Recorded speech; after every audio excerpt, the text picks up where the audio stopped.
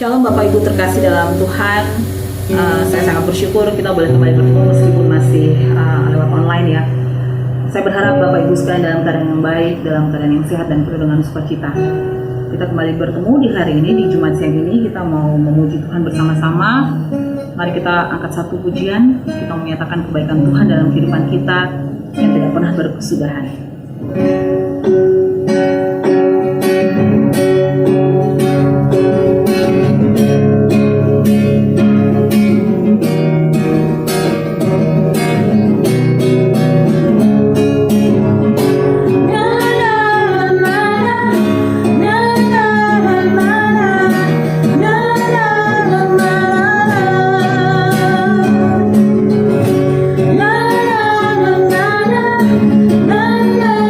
La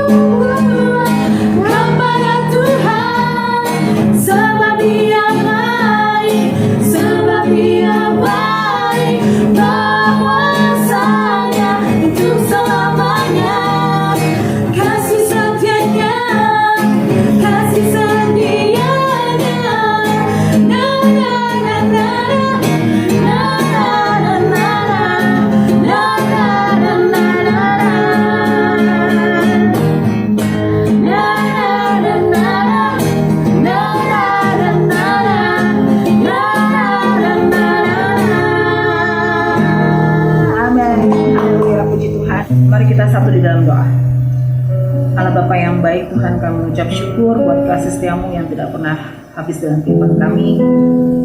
Kasih menguatkan kami Tuhan dalam perjalanan kehidupan kami. Kami percaya kami tidak akan pernah menjadi letih dan lelah karena kekuatan-Mu ada di dalam kami. Bapak, terima kasih buat waktu ini, terima kasih buat kehidupan kami sampai detik ini. Semua ada karena kasih kamu Tuhan dalam kehidupan kami. Kami memuji Engkau Tuhan, kami mau menyembah Engkau Tuhan, karena kami membutuhkan Engkau Tuhan dalam kehidupan kami. Berkati ibadah ini Tuhan, berkati setiap kami yang ada di tempat kami masing-masing Tuhan, dengan segala pergumulan kami. Tuhan, Kau mau jawab Tuhan sesuai dengan kehendak-Mu. Berkati hamba-Mu yang akan menyampaikan kebenaran firman Tuhan, Tuhan mengurapi, Tuhan berkati pelayanan, Tuhan berkati pekerjaan, memberkati keluarganya. Terima kasih Bapa, kami ucap syukur. Amin.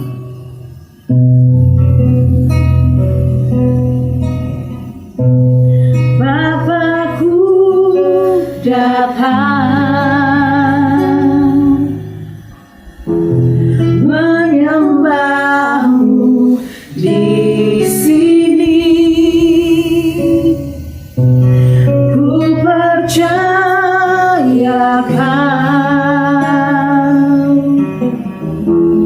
ada bagiku. Katakan tak usah ku takut, tak usah ku takut.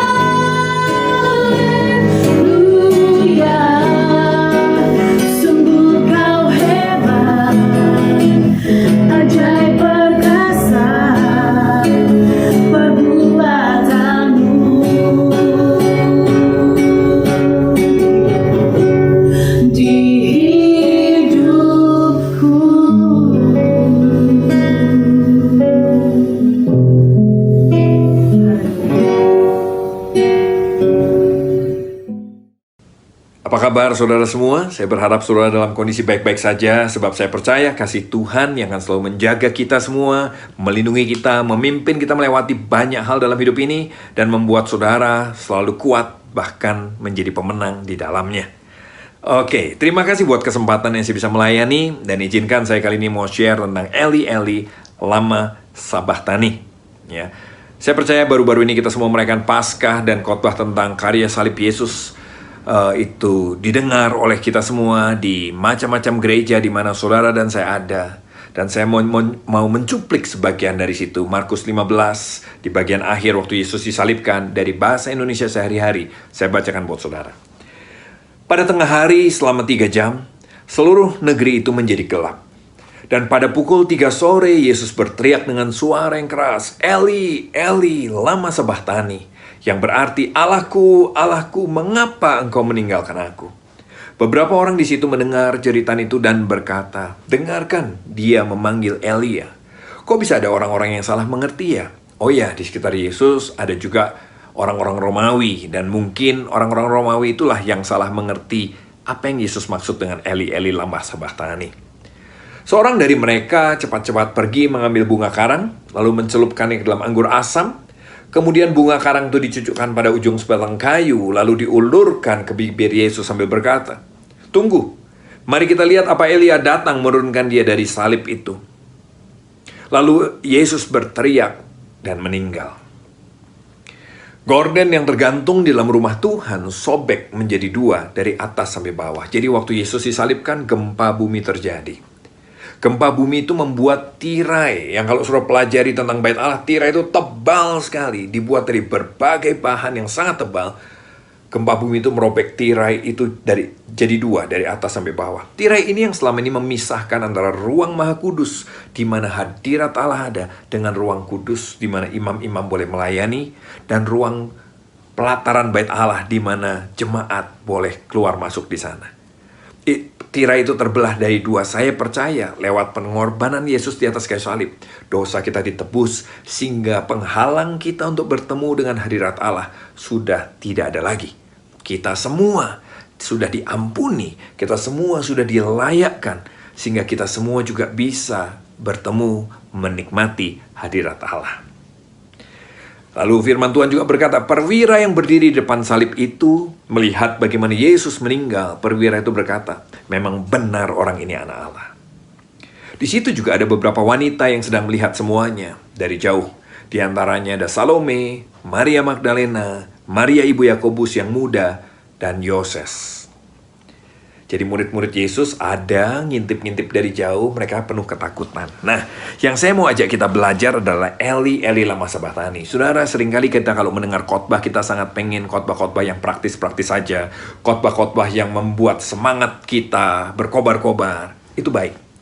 Tapi saya juga mau ajak kita mulai banyak belajar firman, selain daripada sekedar motivasi kita, semangat kita terbakar. Kenapa? Kalau semangat kita terbakar, itu bagus, tapi kadang-kadang seperti Coca-Cola. Sebentar, bush, sebentar hilang. Sebentar, bush, sebentar. Tergantung KKR yang kita ikuti. Tapi waktu saudara dan saya mengerti firman Tuhan, maka pengertian firman Tuhan inilah yang akan jadi fondasi dalam hidup kita.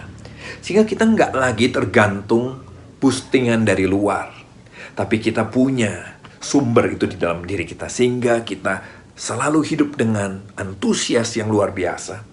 Kita selalu hidup dengan semangat, dan kita bisa menjalankan, bisa mengerti firman Tuhan dan mendapat hal-hal yang praktis untuk hidup kita karena pengertian itu. Jadi saya mau ajak kita belajar firman Tuhan sambil menemukan langkah-langkah praktis buat hidup saudara dan saya. Sekali lagi, Eli, Eli lama sabachthani.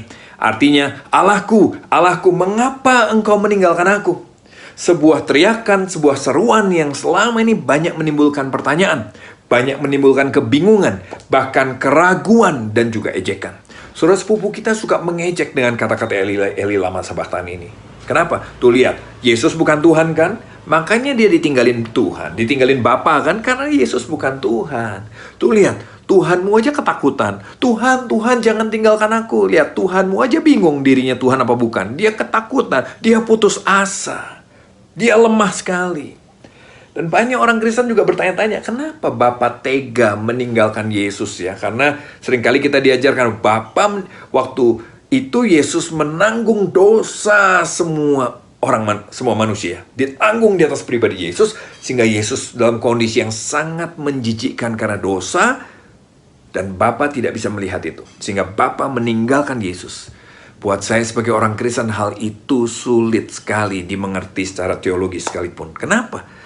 Allah kita Tritunggal, 3 pribadi tapi tetap satu Allah. Kalau dia satu Allah, bagaimana pribadi yang satu bisa meninggalkan pribadi yang lain? Kan nggak mungkin. Kan satu Allah. Kecuali ada beberapa Allah. Nah, itulah yang membuat banyak orang bergumul. Bahkan Martin Luther bilang, siapa yang bisa mengerti pernyataan yang sulit ini? Tapi izinkan saya share sesuatu yang mungkin berbeda dengan apa yang saudara dan saya pernah dengar selama ini. Saya bukan bermaksud mempertentangkannya, tapi coba renungkan. Saya berharap ini bisa membukakan pengertian kita tentang Tuhan, pengenalan kita bisa bertumbuh lebih lagi, dan kita diberkati karenanya. Sebab saya percaya bahwa Bapa tidak pernah meninggalkan Yesus. Apapun kondisinya, semenjijikkan apapun, karena Bapa itu setia. Tuhan yang kita kenal adalah Tuhan yang setia, Tuhan yang penuh kasih. Dan kalau dia berjanji dia tidak akan pernah meninggalkan kita, maka dia tidak akan pernah meninggalkan kita dalam kondisi semenjijikan apapun. Kalau dia berjanji akan menjaga kita, maka dia akan menjaga kita sampai kapanpun juga.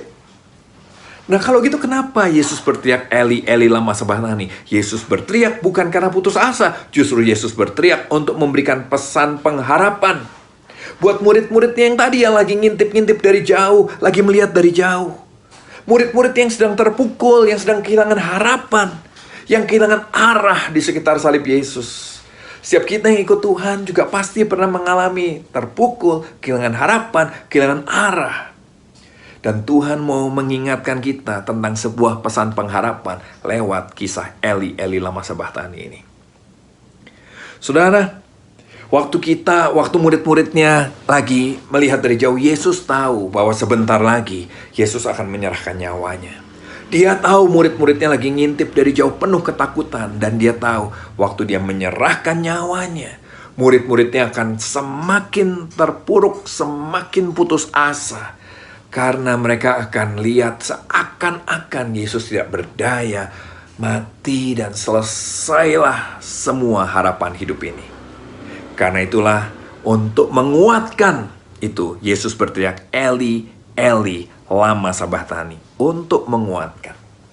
Saudara, yang luar biasa adalah begini. Tahu dari mana nih? Yang luar biasa adalah gini. Eli, Eli, lama sabachthani adalah sebuah nyanyian yang sangat terkenal buat orang Israel. Jadi, luar biasanya sebelum Yesus menyerahkan nyawanya, dia mengutip sebuah mazmur. Sebuah nyanyian yang populer di kalangan orang Israel. Dari mana diambilnya Eli lama sabachthani ini? Dari Mazmur 22. Coba saudara lihat Mazmur 22 ayat 1 dan 2 aja. Mazmur 22 dikenal sebagai nyanyian salib. Karena Mazmur 22 menggambarkan bagaimana Yesus disalibkan, nanti di bagian akhir menggambarkan bagaimana Yesus bangkit. Itu yang luar biasa. Untuk pemimpin biduan, menurut lagu Rusa di Kala Fajar. Kenapa Rusa? Rusa menggambarkan hewan yang penuh dengan cinta. Itu rusa. Alkitab selalu cerita tentang itu. Kalau saudara ke Israel, maka di Israel saudara akan belajar bahwa rusa dikenal sebagai binatang yang melambangkan cinta. Di kala fajar, fajar bicara gelap, tapi matahari sebentar lagi datang. Terang sebentar lagi datang. Jadi gini, masalah begitu rupa, tapi pertolongan akan datang. Rusa bicara hewan yang penuh dengan cinta. Bukan hewan yang penuh dengan kemurtatan atau kebencian, tapi penuh dengan cinta. Bagaimana kita berseru ini? Lihat ini, Mazmur Daud. Allahku, Allahku, mengapa engkau meninggalkan aku? Bahasa aslinya, Eli, Eli, lama sabachthani. Jadi saudara tahu, dari sinilah Yesus mengutip teriakan terakhirnya itu. Aku berseru, tetapi engkau tetap jauh dan tidak menolong aku. Mazmur 22 menubuatkan tentang Kristus. Nah, yang luar biasanya adalah Mazmur 22 buat orang Yahudi dikenal juga sebagai Mazmurnya Esther, The Song of Esther. Kenapa bisa begitu? Esther, siapa Esther? Esther adalah seorang ratu. Seorang anak kecil, Yahudi, perempuan, yang tidak punya papa mama, dibesarkan oleh saudaranya yang bernama Mordekai. Waktu dia besar, dia mulai dimasukkan dalam istana dan dia terpilih menjadi ratu. Ya kan? Nah, waktu dia sudah enak jadi ratu, lalu di negeri Persia itu, waktu itu Israel lagi dijajah oleh Persia, lagi dikuasai oleh Persia, ada dalam pembuangan. Pada zaman itu, tiba-tiba ada seorang yang bernama Haman yang diangkat menjadi pejabat tinggi. Haman ini orang Gag. Gag adalah orang dari suku bangsa yang musuhnya Israel. Mereka pernah perang dan kalah sama Israel, jadi mereka dendam sekali sama Israel. Nah, Haman saya yakin dia orang yang berprestasi, orang yang hebat, karena itu dia bisa jadi pemimpin di negara yang sangat besar. Raja yang berkuasa saat itu namanya Ahasiweros. Saudara bisa baca ini di kitab Esther, ya. Di kitab Esther, saudara bisa baca itu. Nah, Raja Ahasiweros ini memerintahkan supaya semua orang menghormati Haman. Dalam arti gini, sujud menyembah kepada Haman. Nah, semua sujud menyembah kecuali Mordekai.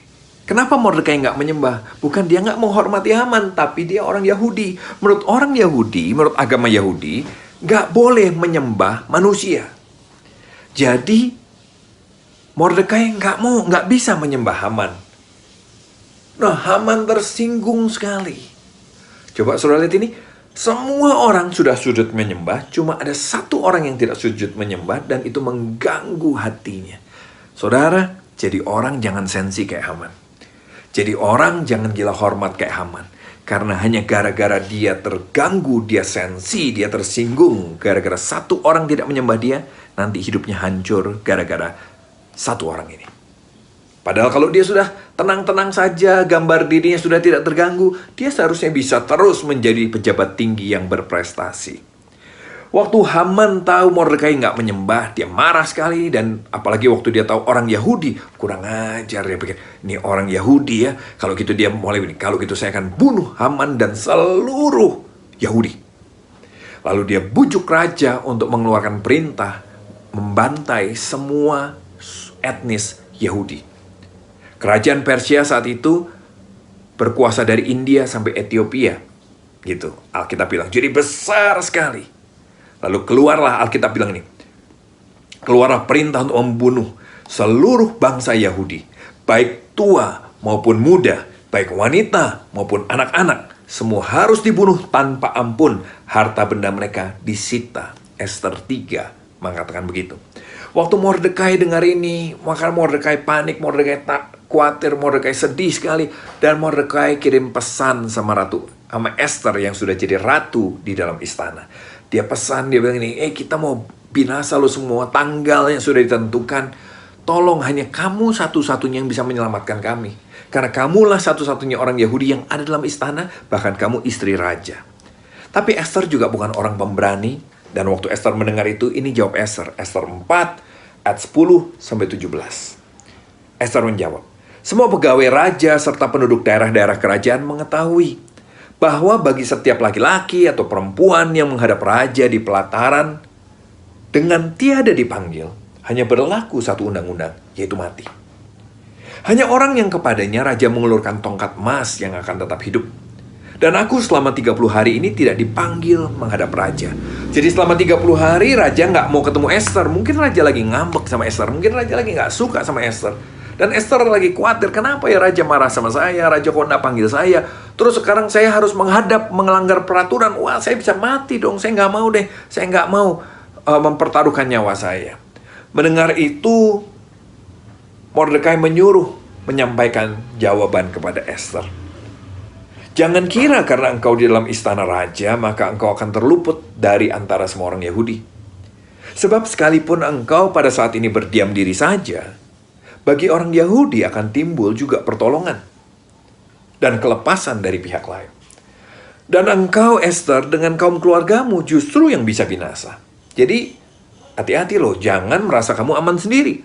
Bisa aja toto Tuhan balikin, kami selamat malah kamu yang binasa. Siapa tahu, kata Mordekai, mungkin justru untuk kondisi seperti inilah, untuk saat seperti ini, engkau beroleh kedudukan sebagai ratu. Mendengar itu Esther berpikir, maka Esther menyuruh menyampaikan jawab ini pada Mordekai. Pergilah, kumpulkan semua orang Yahudi yang terdapat di Susan dan berpuasalah untuk aku. Janganlah makan dan janganlah minum 3 hari lamanya.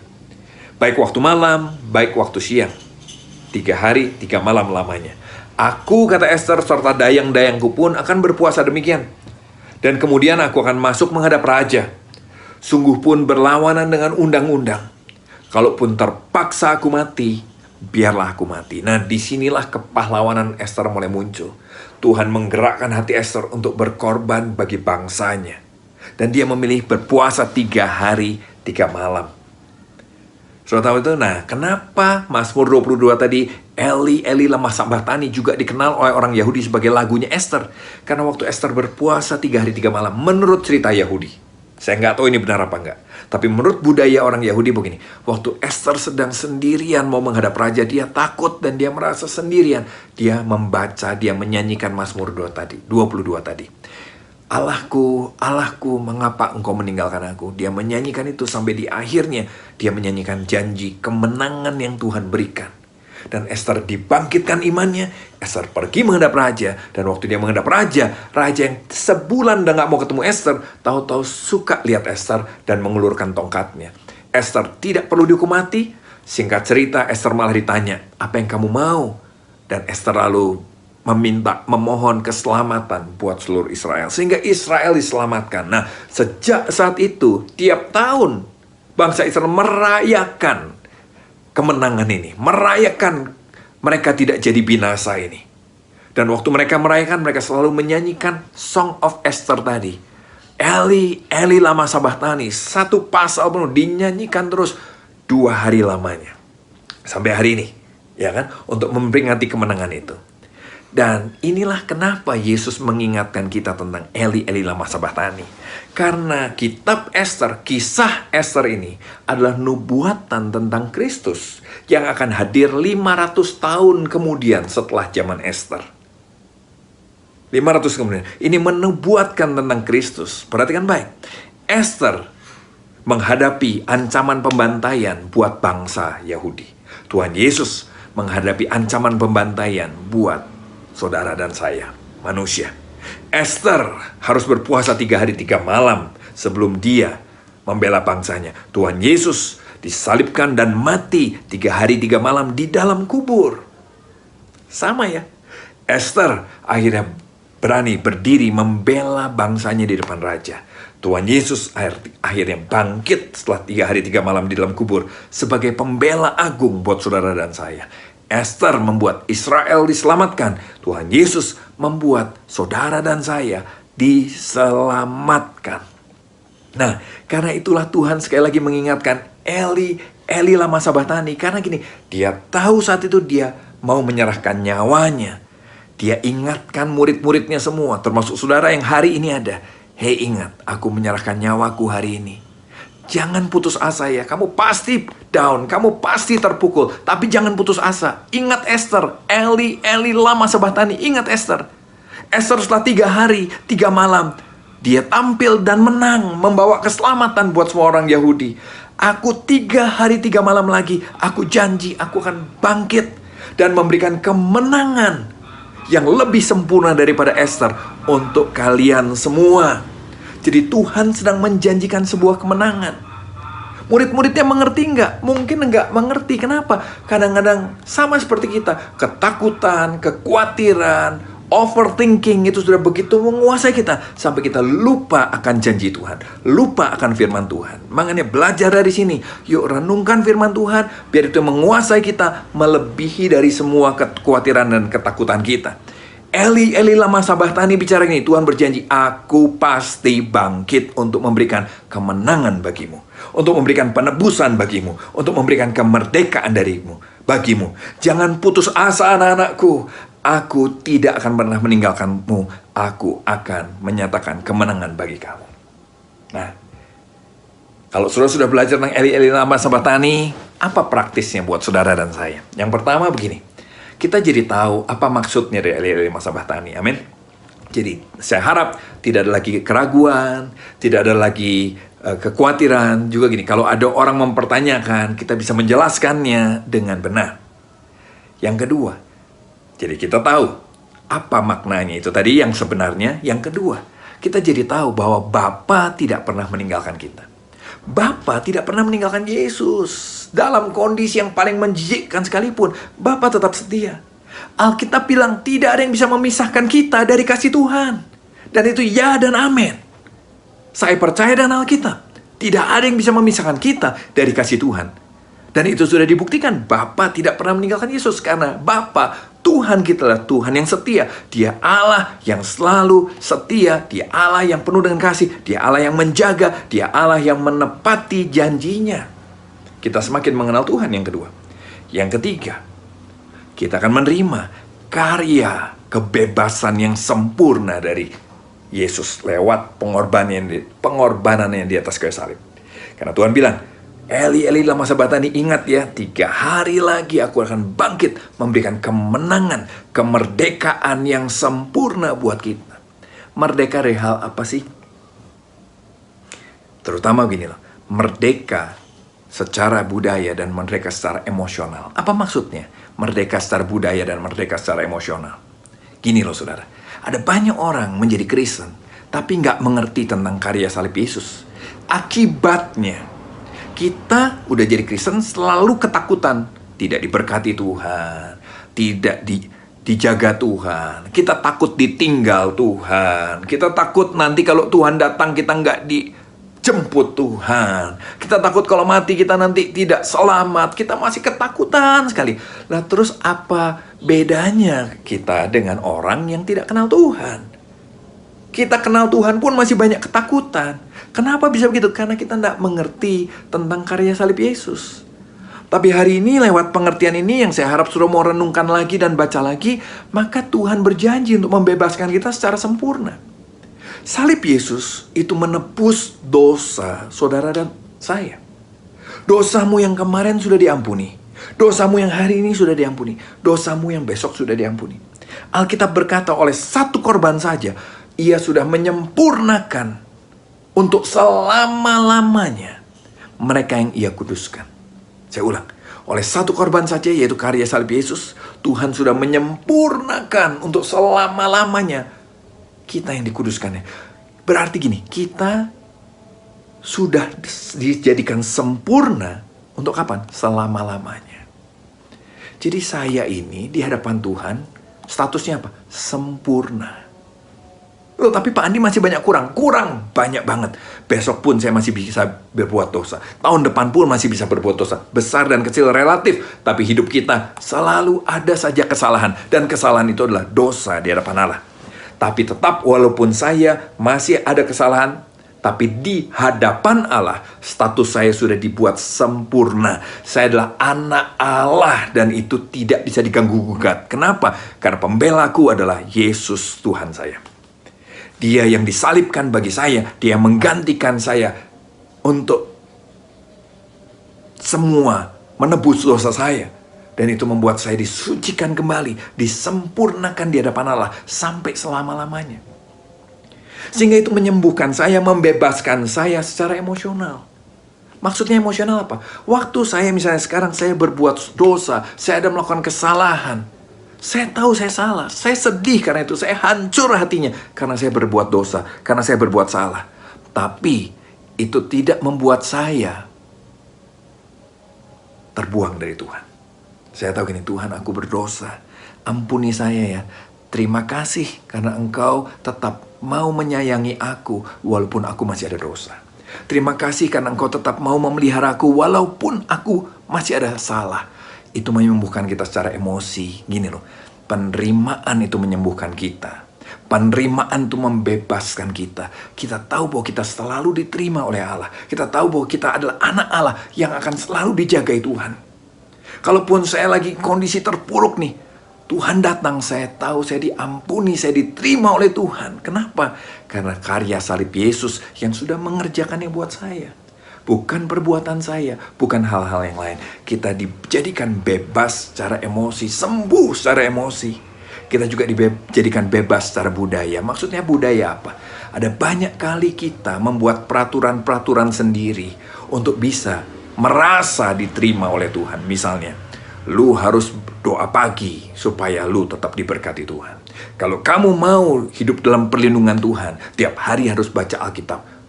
Dari situ, baik nggak? Itu baik maksudnya, tapi jadi salah waktu apa? Waktu kita nggak baca Alkitab hari ini, wah kita takut sekali. Loh, emang Tuhan tuh preman ya? Lihat ini, dia berarti buat saudara mungkin Bapak nggak baik dong kalau begitu. Begitu hari ini nggak baca Alkitab, pukul. Nggak baca Alkitab hari ini, serempet. Tuhan sadis ya. Saya percaya lewat pengertian Eli lama sabatani, Bapa tidak pernah meninggalkan saya dalam kondisi apapun juga. Waktu hari ini mungkin saya kelewat baca Alkitab, bisa sengaja, bisa enggak. Saya harus selalu bertobat, Tuhan, ya kan? Tapi saya tahu dia tetap sayang saya. Saya tahu dia tetap akan memberkati saya. Kenapa? Saya tetap anaknya. Jadi kita tahu bahwa kita anak Allah bukan karena apa yang kita buat. Kita anak Allah bukan karena pelayanan kita. Kita anak Allah bukan karena kebiasaan-kebiasaan agamawi kita. Bukan. Kita dibebaskan secara budaya. Saya tahu saya disayangi Tuhan bukan karena semua yang saya lakukan. Saya disayangi Tuhan karena Tuhan memang sayang saya. Saya tutup satu cerita ini. Ada seorang pemimpin pengkhotbah di tempat kami yang sangat disiplin sekali dalam hidupnya. Tiap kali ketemu orang, injili. Baca Alkitab tiap hari, doa. Dia berbahasa roh harus berjam-jam, semuanya pokoknya sangat disiplin rohaninya. Sampai suatu kali waktu dia mau, tapi akibatnya lihat nih, dia kecapean dengan budaya yang dia ciptakan sendiri. Yang waktu dia tidak berhasil memenuhinya, dia tertuduh, dia takut sekali, dia merasa ditinggal oleh Tuhan, jauh sama Tuhan. Kekhawatiran itu terus memuncak, sampai suatu kali ada seorang profesor yang lihat dia dan bilang nih, kamu ada masalah loh dalam diri kamu. Coba kamu ketemu sama psikolog ini, dia juga hamba Tuhan. Waktu ketemu psikolog ini ternyata teman saya ketahuan dia punya masalah dalam mental health. Masalah karena hormonnya tidak seimbang, sehingga pada saat-saat hormonnya tidak seimbang dia penuh dengan ketakutan. Termasuk dia sangat ketakutan dihukum Tuhan. Lalu psikolog ini, hamba Tuhan juga bilang ini, mulai hari ini, yuk, begini cara treatment kamu, dan mulai hari ini kamu, saya minta dalam 6 bulan ke depan, jangan baca Alkitab. Nggak usah pelayanan. Nggak usah penginjilan. Nggak usah doa. Teman saya yang hamba Tuhan, nggak bisa dia bang. Nggak bisa. Kok gitu nih? Nanti saya gimana? Loh ini, lihat nih, psikolognya bilang ini, justru ini yang saya mau kamu kenal, Tuhan kamu lebih lagi. Bahwa Tuhan kamu itu sayang sama kamu. Bukan karena penginjilan kamu, bukan karena jam doa kamu, bukan karena kedisiplinan kamu baca Alkitab. Tuhan kamu sayang kamu karena dia sayang kamu. Coba belajar kamu tinggalin dulu budaya-budaya yang jadi kebiasaan kamu ini. Itu baik, tapi kalau itu menjadi syarat buat kamu diterima Tuhan, syarat buat kamu diselamatkan Tuhan, itu salah. Keluarkan dulu. Coba lihat bagaimana Tuhan sayang kamu. Dia menebus kamu dari sejak kamu masih berdosa. Akhirnya teman saya ini 6 bulan menghidupi itu dan dia belajar merenungkan Tuhan tetap. Tanpa budaya-budaya tadi. Dan dia menemukan Tuhan yang begitu luar biasa. Hari ini dia bagaimana? Hari ini dia tetap hamba Tuhan. Hari ini dia baca firman. Hari ini dia penginjilan. Hari ini dia tapi dia melakukannya sebagai ucapan syukur sama Tuhan. Dia melakukannya bukan sebagai syarat keselamatan. Dia kalaupun hari ini misalnya dia kadang-kadang nggak seimbang hormonnya, dia nggak baca Alkitab, dia damai. Dia tahu Tuhan, aku lagi nggak enak, semua nggak karuan. Tapi aku percaya, Engkau tetap mengasihi aku, Engkau tetap sayang sama aku. Dia dibebaskan secara budaya, dia dibebaskan secara emosi. Sehingga harapan saya kalau kita juga bisa mengalami ini, kita bisa menyembah Tuhan. Bukan karena takut, bukan karena ketakutan. Kita bisa menyembah Tuhan, bukan karena diiming-imingin berkat Tuhan, tapi kita bisa menyembah Tuhan, kita bisa melayani Tuhan, murni, karena kita mengagumi kebesaran Tuhan, murni, karena kita bersyukur, karena betapa besarnya kasih Allah pada kita. Saya harap Eli Lama Sabachthani boleh membuat saudara mengerti apa yang sebenarnya, mengenal Bapa yang setia, dan kita dibebaskan secara budaya dan secara emosional. Selamat mengenal Tuhan, dan saya harap saudara diberkati dan bisa mengikut Tuhan murni karena Dia Allah yang luar biasa. Tuhan memberkati. Saya mau ajak kita berdoa. Tuhan, terima kasih buat semuanya. Aku selesai menyampaikan isi hatimu yang kau taruhkan dalam diriku, tapi aku tahu juga aku menyampaikannya dengan tidak sempurna. Karena aku minta Roh Kudus, Engkau yang berkarya dalam hati setiap kami, dalam pikiran setiap kami, berkati kami. Buat kami bisa mengerti firman-Mu, buat firman-Mu bisa hidup bagi kami, buat firman-Mu bisa merubah hidup kami. Di dalam nama Yesus Tuhan, aku minta berkat-Mu. Berkati seluruh perjalanan hidup anak-anak-Mu, dalam semua hal yang sedang mereka hadapi. Biar Engkau yang selalu mendampingi mereka, Engkau yang selalu membuat kami bertumbuh makin hari, makin mengalami Tuhan dalam seluruh bagian hidup kami. Tuhan, sebentar kami akan tutup ibadah kami, biar Tuhan yang menyempurnakan semuanya dengan berkat yang daripada Tuhan. Mari umat Tuhan yang disayangi Tuhan dan mau sayang sama Tuhan lebih lagi, kita angkat hati kita dan tangan di hadapan Tuhan. Terimalah sekarang berkat yang berlimpah-limpah dari Allah Bapa kita di surga, dalam cinta kasih Anak yang tunggal, Yesus Kristus Tuhan kita yang hidup, dan dalam persekutuan yang manis dengan Roh Kudus, biar selalu menyertai kita semua dalam segala sesuatu yang kita kerjakan dan membuat kita memuliakan Tuhan di dalamnya. Dari sejak hari ini, sampai Yesus datang kedua kalinya, bahkan sampai selama-lamanya. Yang percaya sudah menerima berkat Tuhan lebih lagi, sama-sama katakan, Amin. Tuhan memberkati saudara semua.